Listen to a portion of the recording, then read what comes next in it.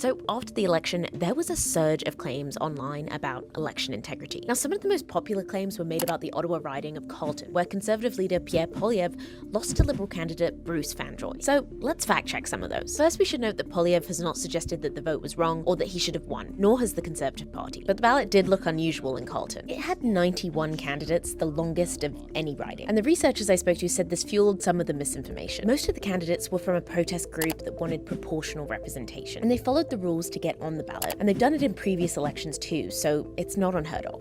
After the election, one claim suggested that the vote was illegitimate because the riding allegedly had a 100% turnout. That's not true. Elections Canada says the riding turnout was 81%. That's higher than a lot of places, but not unusual. 3 other Ottawa area ridings had a 77% turnout, including next door in Nepean, won by Mark Carney. Now, this tweet shows outdated numbers for how many people lived in the riding based on the old boundaries. But in 2023, Carleton changed significantly and the riding got a lot bigger.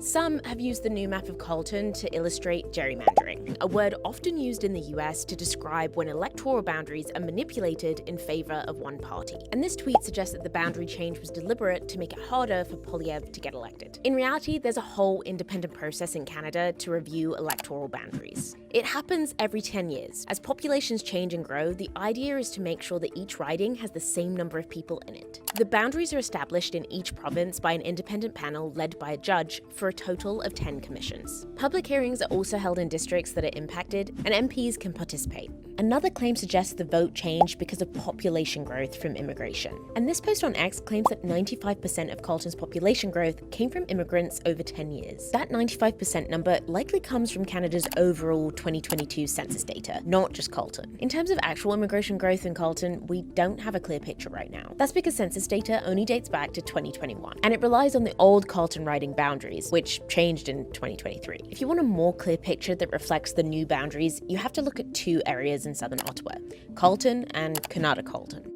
In 2021, Carleton's immigrant population grew about 77% since the previous census in 2016. In Carleton, the immigrant population grew about 17% since 2016. But in each of these, immigrants only accounted for roughly 20 to 25% of the overall population in the region. And when you look at where they're from, no one country dominates. So it's misleading to suggest only one group may have swayed the vote. Now, McGill's Media Ecosystem Observatory has been tracking these claims. Their team created 35 avatars or profiles to represent the Canadian population. Election fraud really became one of the most trending topic among the avatars that we're seeing post-election. The right-wing avatars are seeing it, the centrist ones are seeing it, the left-leaning ones are also seeing some of these discussions. Did you see these claims after the election? Send us your questions to ask@cbc.ca.